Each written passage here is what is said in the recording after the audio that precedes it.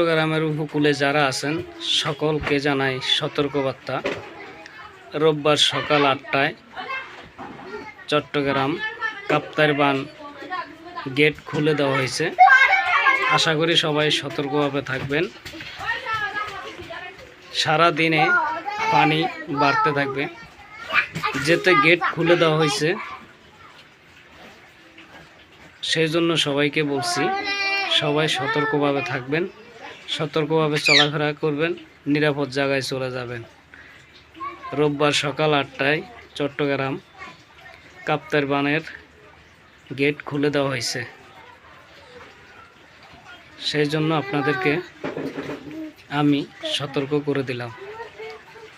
তো সবাই ভালো থাকেন, সুস্থ থাকেন, নিরাপদে থাকেন, সবাই সবার প্রতি খেয়াল রাখবেন।